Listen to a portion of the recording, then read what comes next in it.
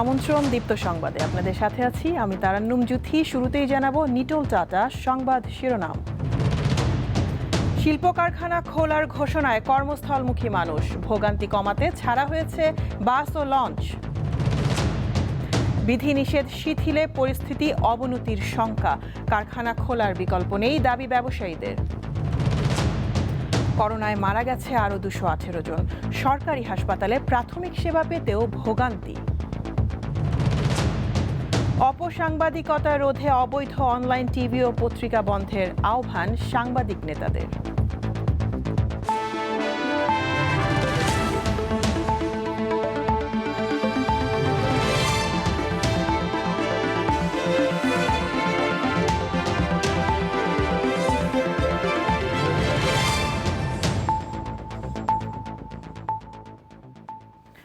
কাল থেকে খুলছে রপ্তানিমুখী সব শিল্প কারখানা।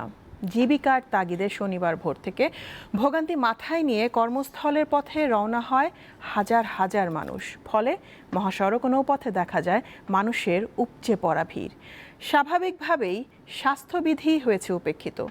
পরিস্থিতি বিবেচনায় সন্ধ্যার পর গণপরিবহন ও যাত্রীবাহী নৌযান চলাচলের অনুমতি দেয় সরকার, যা রবিবার দুপুর 12টা পর্যন্ত অব্যাহত থাকবে।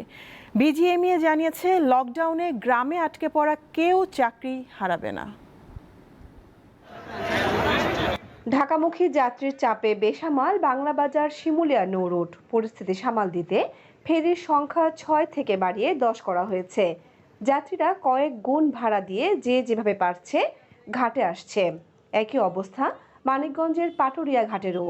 ফেরিতে ঘাট পার হলেও কয়েক গুণ বেশি ভাড়া আর যানবাহন সংকটে ভোগান্তিতে পড়েন শত শত যাত্রী। ফেরি পার হয়ে পারে কোনো গাড়িই নেই। আমরা এসে 3 ঘন্টা বসে আছি, আমাদের অফিস খোলা, আমাদের তো যাইতে হবে। এখন আমরা কিভাবে যাব? সকালবেলা আসছি, এই পর্যন্ত গাড়িতে উঠতে পারি না। যেখানে ভাড়া 200 টাকা ভাড়া, সেখানে ভাড়া চাই 1500 টাকা। তা আমরা যাবো কিভাবে? লক্ষ্মীপুরের মধু চৌধুরীর হাট নৌঘাটেও রয়েছে দক্ষিণাঞ্চলের মানুষের ভিড়।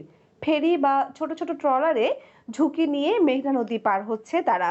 এরপর হেঁটে বা রিকশায় ছুটছে ঢাকা ও চট্টগ্রামের দিকে। ভোলার ইলিশা ও পটুয়াখালীর লেবুখালী ফেরিঘাটেও ঢাকামুখী মানুষের অনেক ভিড়। এদের অধিকাংশই পোশাক শ্রমিক। জামালপুর শহর সহ বিভিন্ন উপজেলা থেকে ঢাকায় ফেরা পোশাক শ্রমিকদের ঘন্টার পর ঘন্টা রাস্তায় দাঁড়িয়ে থাকতে দেখা যায়। অনেকে ছোট ছোট যানবাহনে ঢাকার দিকে রওনা হয়। ময়মনসিংহের পাটগুদাম ব্রিজ মোড় এলাকায় দেখা যায় হাজার হাজার মানুষ পায়ে হেঁটে, রিকশা ও ভ্যানে, আবার অনেকে বিভিন্ন পণ্যবাহী যানবাহনে কর্মস্থলে ফিরছে। ঢাকা টাঙ্গাইল ও ঢাকা ময়মনসিংহ মহাসড়কেও রয়েছে যাত্রীদের উপচে পড়া ভিড়। দেশের বিভিন্ন প্রান্ত থেকে এসব মানুষ গাজীপুরের চন্দ্রা হয়ে সাভার ও আশুলিয়া শিল্পাঞ্চলে পৌঁছান। কামরুন নাহার, দীপ্ত বার্তাকক্ষ। নানা ভোগান্তি ও অতিরিক্ত ভাড়া দিয়ে ঢাকায় পৌঁছানোর পর নতুন বিপাকে পড়তে হয় কর্মজীবীদের। গণপরিবহন না ছেড়ে পোশাক কারখানা খুলে দেয়ায় ক্ষোভ প্রকাশ করেন তারা। জীবিকার তাগিদে এভাবেই দল বেঁধে কর্মস্থলে ফিরছে মানুষ। রাজধানীর প্রবেশ পথগুলোতে সকাল থেকে শুরু হওয়া এমন ভিড় সন্ধ্যার পরও দেখা যায়। শুধু কর্মজীবী মানুষ নয়, চরম ভোগান্তিতে তাদের সাথে ছিল নারী ও শিশু। পোশাক শিল্প খুলে দেওয়ার ঘোষণায় এসব মানুষ ঢাকায় আসছে। গণপরিবহন না থাকায় অতিরিক্ত ভাড়া গুনতে হচ্ছে। চরম ভোগান্তির যাত্রাপথে মানা হয়নি স্বাস্থ্যবিধি। সিএনজিতে, তারপরে আসছি ও পিকআপে, তারপরে আবার পিকআপে, তারপরে আবার অটো। 4000 টাকা দিয়ে হাইসে আসছি চান্দিরা পর্যন্ত, চৌরাস্তা পর্যন্ত। যেখানে 200 টাকায় আমি গাবতলিতে আসতে পারি, সেখানে 1000 টাকা দিয়ে আসলাম আমি এই পর্যন্ত, তাও হাইটে 150 টাকা লাগে। সেখানে আমার 950 টাকা এই পর্যন্ত খরচ হয়ে গেছে গাবতলি আসতে। ঢাকায় ফেরার গল্প এক একজনের এক এক রকম। গণপরিবহন না ছেড়ে পোশাক কারখানা খুলে দেয়ায় ক্ষোভ প্রকাশ করেন শ্রমিকরা। ঢাকায় পৌঁছানোর পর নতুন দুর্ভোগে পড়েন কর্মজীবী এসব মানুষ। আমাদের গার্মেন্টস খুলে দিচ্ছে, আমাদের তো গাড়ি ঘোড়া তো খুলে দেওয়া উচিত সরকারের, তাই না? আমি 300 টাকা মতো বলছি, যাবে না, এই জন্য হাঁটা শুরু করছি, কত দূর যাওয়া যায় দেখি। মানিকগঞ্জ থেকে আসলাম, জিটকা থেকে যাবো মিরপুর 1-এ, গার্মেন্টসে চাকরি করি। পাটুরে ঘাটের তো ট্রাক আছে, নবীনগর হইতে হাইটে আসতেছে।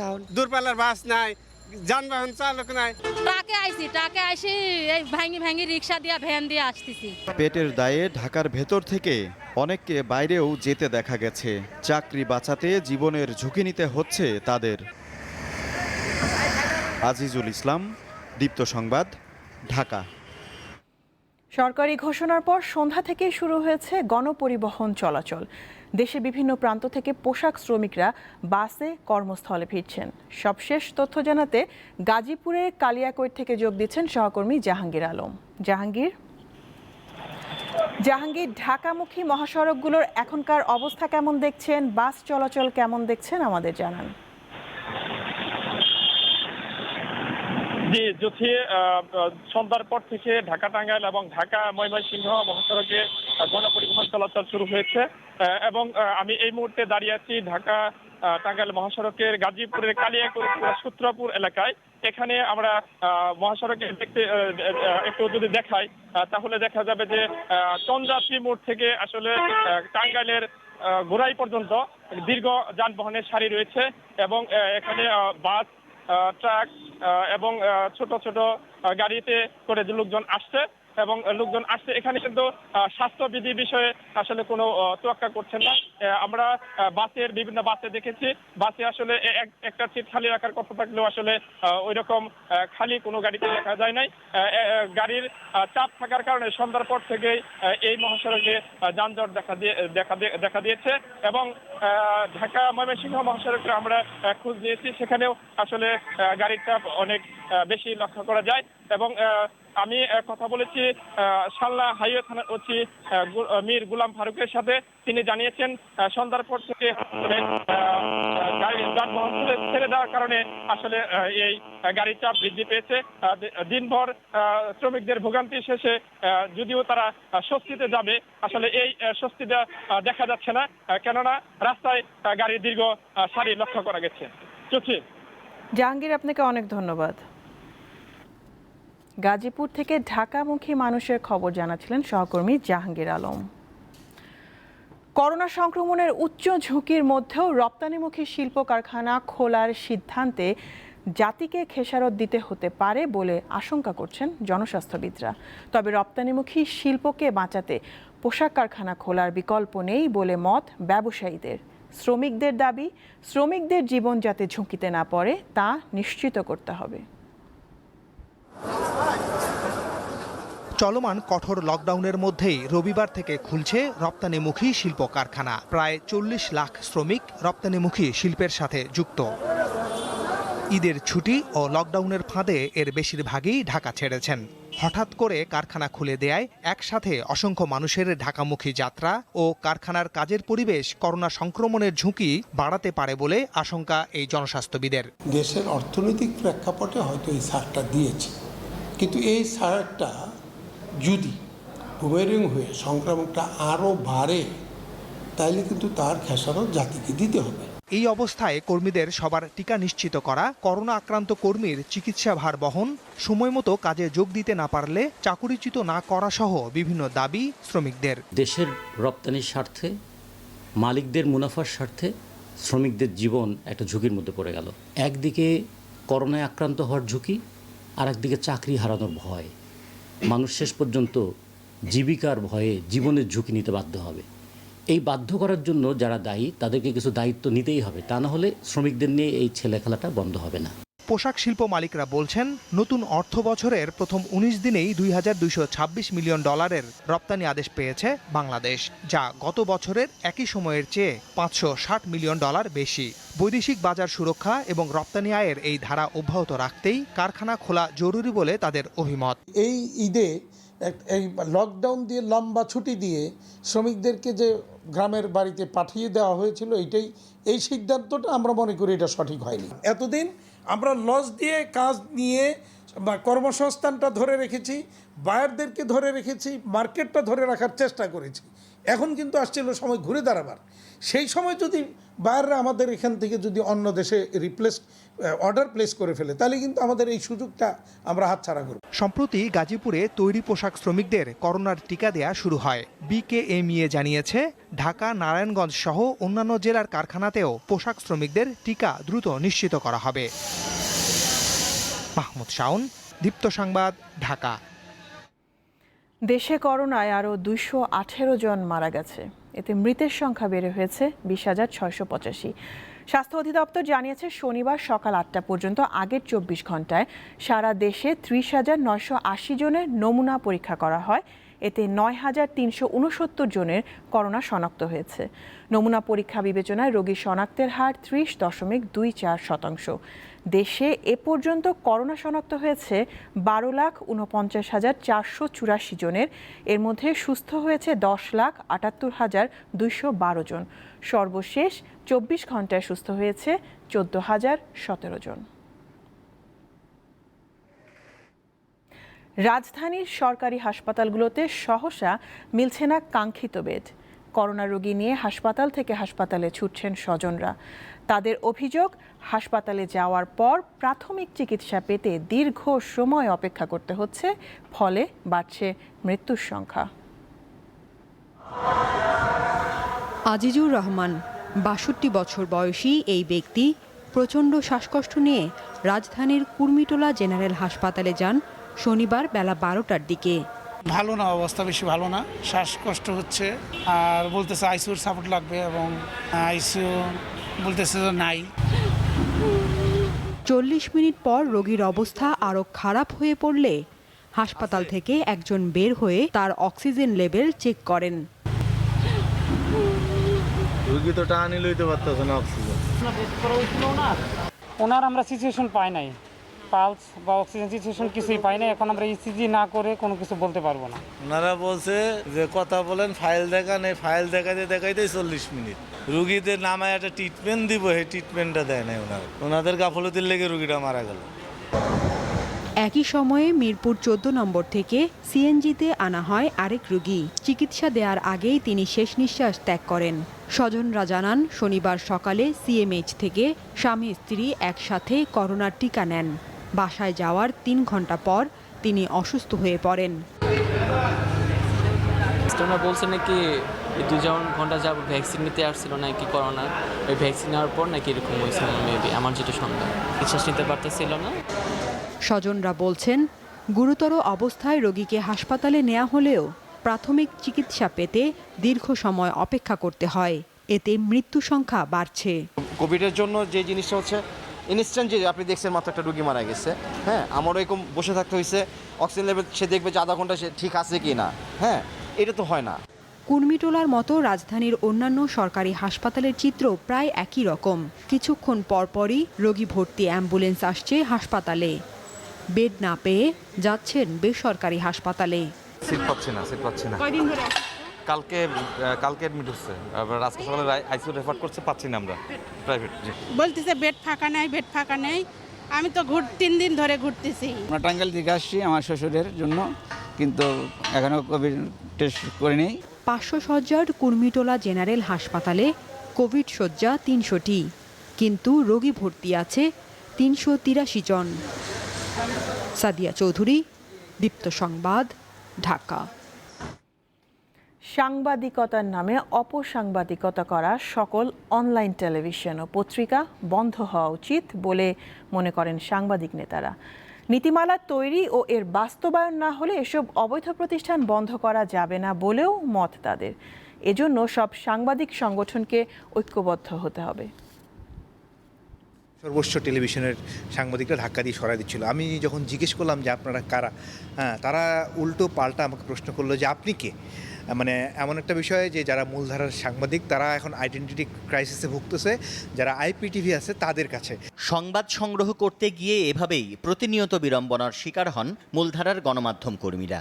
মূল্যহীন সংবাদ তারা বেশিরভাগ প্রকাশ করে থাকে। এই ধরনের সংবাদ দেখে অথবা পড়ে আমাদের অনেক আত্মীয় বন্ধু আছে, তারা আমাদের কাছে প্রশ্ন তোলে। ভুইফোর প্রতিষ্ঠান যেগুলো আছে, যারা সাংবাদিকতার নামে মানুষকে নানা সময় বলা চলে অপসাংবাদিকতার নামে মানুষকে নানা সময় বিভ্রান্তি করছে। সম্প্রতি রাজধানীর মিরপুরে জয়যাত্রা নামের অনলাইন ভিত্তিক অবৈধ টেলিভিশনে অভিযানের পর এমন অনেক অভিযোগ সামনে আসে। ইন্টারনেটে প্রচারিত ভুয়া জয়যাত্রা নামের অনলাইন টেলিভিশনে টাকার বিনিময়ে সারা দেশে নিয়োগ দেয়া হয় প্রায় 800 সাংবাদিক।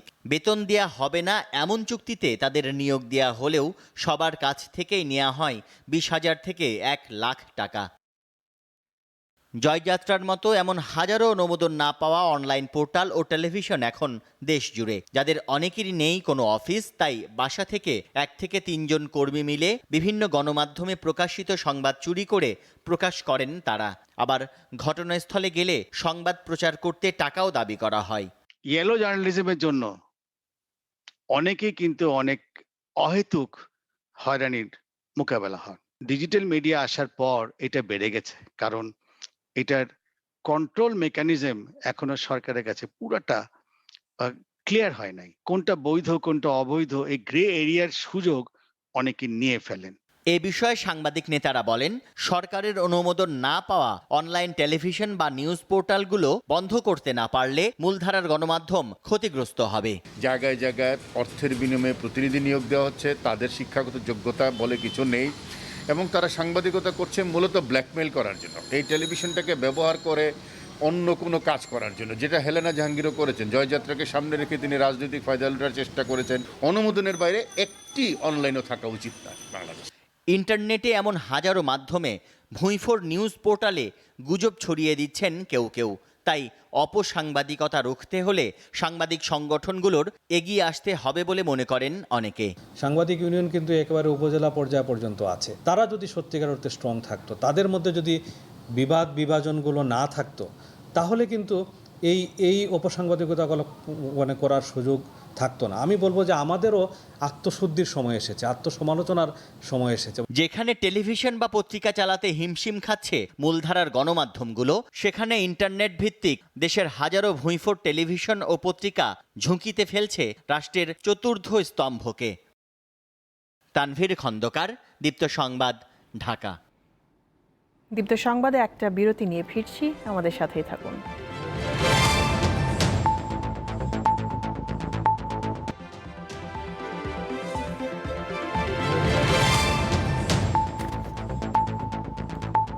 বিরতির পর আরও একবার আমন্ত্রণ, দেখছেন দীপ্ত সংবাদ। লকডাউনের নবম দিনে ঢাকায় গ্রেপ্তার করা হয়েছে 481 জনকে, এছাড়া জরিমানা করা হয়েছে 202 জনকে। এদিকে কঠোর বিধিনিষেধে বিপাকে পড়েছেন রাজধানীর খেটে খাওয়া মানুষ। নিষেধাজ্ঞা উপেক্ষা করে ঘরের বাইরে বের হলেও মিলছে না কাজ। এই চিত্র রাজধানীর মগবাজারের। অলস সময় পার করছেন দিনমজুরেরা, কাজ নেই বললেই চলে। তারপরও প্রতিদিন বের হন ক্ষুধার তাড়নায়। একদিন কাজ করছি আর বাকি দিন বসে আছি। কেউ গেলে দেখা গেছে কয় তুমি তো জুয়ান জান মানুষ, তোমার কি সাহায্য লাগে? না, আমার তো পেটের খিদে শর্মের কেউ বলতেও পারতেছি না, কইতেও পারতেছি না। সকাল থেকে 7টা থেকে আসছি, আইসে এতক্ষণ বসেছিলাম, কাজ নাই। তখন অন্য কোনো জায়গায় যাইতেছি, কোনো জায়গায় কাজ পাইলে, খাওয়া দাওয়া, টাকা পয়সা পাইলে বউ মেয়ে ছেলে নিয়ে তাদের নিয়ে খাওয়ার জন্য। কঠোর লকডাউনের মধ্যেও রাস্তায় বেড়েছে চলাচল। কারো গন্তব্য কর্মস্থল, কারো বা হাসপাতাল, আবার অনেকেই দেখান নানা অজুহাত। বাংলাদেশ হাসপাতালতে এত দূর হাইটে আসেন? আমরা গাড়ির এটা মেশিনের পার্টস কিনতে আসছিলাম, 2 জন থাকার কারণে মামলা দিচ্ছে। নিরাপত্তা বজায় রেখে আসছি, দূরত্ব বজায় রেখে সবাই আসছি। আমার একটু কাজ আছে মন্দিরে, এর জন্য যাচ্ছি। পুলিশ বলছে বাইরে বের হওয়ার সঠিক কারণ দেখাতে না পারলে নেওয়া হচ্ছে আইনগত ব্যবস্থা। যাদের এরকম পাচ্ছি যে লেম এক্সকিউজ প্রদর্শন করছে, তাদের বিরুদ্ধে আমরা আইনানুগ ব্যবস্থা নিচ্ছি। আর আমরা প্রত্যেকটা গাড়ি চেক করছি যাতে সরকারের যে বিধিনিষেধ যেগুলো, সেগুলো স্ট্রিক্টলি আমরা কার্যকর করতে পারি। তবে অনেককেই স্বাস্থ্যবিধি মানতে দেখা যায়নি। আফরোজ আলী মাসা, দীপ্ত সংবাদ, ঢাকা। খুলনা ও চট্টগ্রামে করোনার সংক্রমণ ও মৃত্যু কিছুটা কমেছে, তবে বেড়েছে বরিশালে। আর ময়মনসিংহ ও রাজশাহীর পরিস্থিতি অনেকটাই অপরিবর্তিত রয়েছে। শনিবার সকাল পর্যন্ত 24 ঘন্টায় খুলনা বিভাগে করোনায় প্রাণ হারিয়েছেন 19 জন, আর আক্রান্ত হয়েছেন 571 জন। আগের দিন মৃত্যুর সংখ্যা ছিল 34 আর সংক্রমিত হয়েছিলেন 793 জন। চট্টগ্রামেও কিছুটা কমেছে প্রাণঘাতী এই ভাইরাসের প্রকোপ। সবশেষ একদিনে আক্রান্ত হয়েছেন 742 জন আর মারা গেছেন 4 জন। নমুনা পরীক্ষার বিপরীতে শনাক্তের শতকরা হার 34.77%। আগের দিন এই হার ছিল 37.36%। তবে বরিশালে করোনার সংক্রমণ কিছুটা বেড়েছে। নতুন করে আক্রান্ত হয়েছেন 113 জন আর মারা গেছেন 10 জন। নমুনা পরীক্ষার বিপরীতে শনাক্তের হার 56.70%। আগের দিন এই হার ছিল 42.70%। ময়মনসিংহ মেডিকেল কলেজ হাসপাতালের করোনা ইউনিটে আরও 16 জনের মৃত্যু হয়েছে। নতুন করে আক্রান্ত হয়েছেন 260 জন। রাজশাহীর হাসপাতালগুলোর করোনা ইউনিটেও ঝরে গেছে আরও 13টি প্রাণ। নতুন করে ভর্তি হয়েছেন 48 জন। এ নিয়ে হাসপাতালে মোট চিকিৎসাধীন রোগীর সংখ্যা 433। আফসার উদ্দিন, দীপ্ত বার্তা কক্ষ। আগামীকাল বা পরশু থেকে অ্যাস্ট্রাজেনেকার দ্বিতীয় ডোজের টিকা দেওয়া শুরু হতে পারে বলে জানিয়েছেন স্বাস্থ্যমন্ত্রী জাহিদ মালিক। শনিবার হযরত শাহজালাল আন্তর্জাতিক বিমানবন্দরে জাপানের কাছ থেকে উপহার হিসেবে পাওয়া 7,81,000 টিকা গ্রহণের পর সাংবাদিকদের তিনি একথা জানান। টিকার বৈশ্বিক উদ্যোগ কোভ্যাক্সের আওতায় জাপানের কাছ থেকে উপহার হিসেবে এই টিকা পাওয়া গেল। গত 24 জুলাই জাপান থেকে 2,45,200 ডোজ টিকার প্রথম চালান ঢাকায় আসে। আগামী 4 আগস্ট জাপান থেকে আরও 6 লাখ টিকা আসবে। 15-16 লক্ষ লোক দ্বিতীয় ডোজ অ্যাস্ট্রাজেনিকার জন্য অপেক্ষায় আছে। সেই অপেক্ষাটা আমি মনে করি এই চিন্তা দূর হলো। আমরা আগামীকাল পরশু থেকেই অ্যাস্ট্রাজেনিকা টিকা দেওয়া শুরু করব দ্বিতীয় ডোজ যারা পায়নি তাদের জন্য। দীপ্ত সংবাদে আরও একটা বিরতি নিয়ে ফিরছি, সাথেই থাকুন।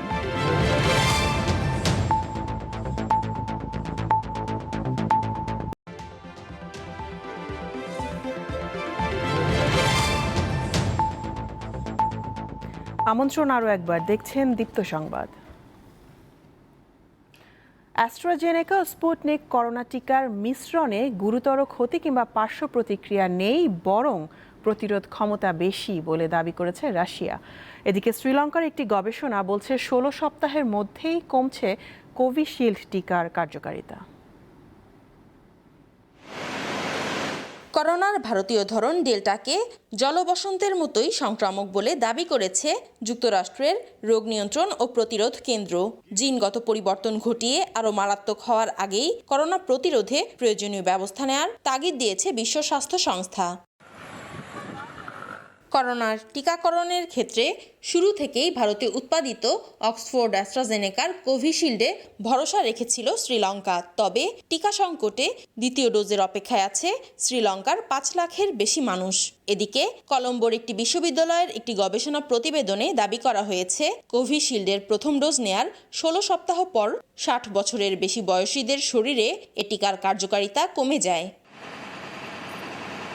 রাশিয়ার সরাসরি বিনিয়োগ সংস্থা RDIF জানিয়েছে পরীক্ষায় অক্সফোর্ড অ্যাস্ট্রাজেনেকার টিকা ও স্পুটনিক ভি টিকার প্রথম ডোজের মিশ্রণে তৈরি ককটেল নিরাপদ, গুরুতর পার্শ্ব প্রতিক্রিয়া ছাড়াই করোনার বিরুদ্ধে দীর্ঘমেয়াদী ও আরও টেকসই রোগ প্রতিরোধ ক্ষমতা গড়ে তোলে। ফেব্রুয়ারি মাস থেকে আজারবাইজানে 50 স্বেচ্ছাসেবককে নিয়ে শুরু হয় এই পরীক্ষা। করোনার সংক্রমণ বাড়তে থাকায় ভারত, শ্রীলঙ্কা ও বাংলাদেশের নাগরিকদের ওপর ভ্রমণ নিষেধাজ্ঞা 30 আগস্ট পর্যন্ত বাড়িয়েছে ইতালি। এছাড়া 31 আগস্ট পর্যন্ত রাজধানী টোকিও সহ বিভিন্ন এলাকায় জরুরি অবস্থার মেয়াদ বাড়িয়েছে জাপান। নাদিয়া তাবাসসুম, দীপ্ত, বার্তা কক্ষ।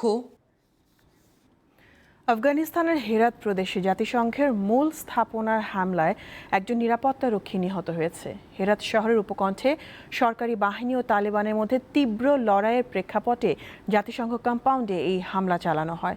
জাতিসংঘের সহকারী আবাসিক প্রধান জানান, শুক্রবার রকেট চালিত গ্রেনেড হামলা ও গুলি চালানো হয় হেরাতের জাতিসংঘ কম্পাউন্ডে।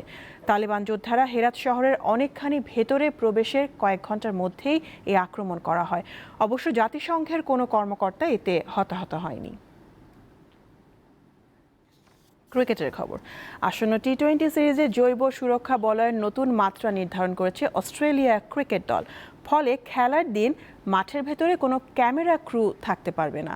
টস ও খেলা চলাকালীন খেলোয়াড়দের মাঠে প্রবেশ ও আউট হওয়ার পর মাঠ থেকে বের হওয়ার দৃশ্য ধারণের জন্য এতদিন ক্যামেরাম্যান মাঠে ঢুকতে পারতেন, কিন্তু এবার জৈব সুরক্ষা বলয়ের বাইরে থাকা সেই ক্যামেরা ক্রুদেরও গ্যালারি থেকে জুম করে ওই দৃশ্য ধারণ করতে হবে। 2 সাইড স্ক্রিনের পাশে মাঠের ভেতরে যে ক্যামেরা থাকে সে দুটিও মাঠের বাইরের গ্যালারিতে স্থাপন করা হবে। শেষ করব আমাদের এখনকার দীপ্ত সংবাদ নিটোল টাটা সংবাদ শিরোনাম জানাবো আরও একবার।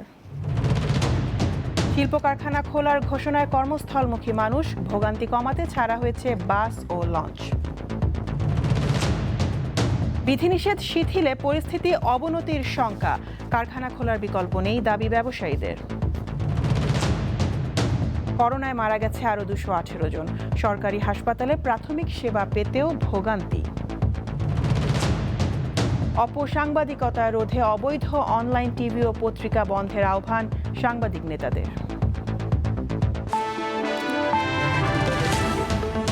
এ ছিল এখনকার মতন। আমি তারান্নুম জুথি বিদায় নিচ্ছি।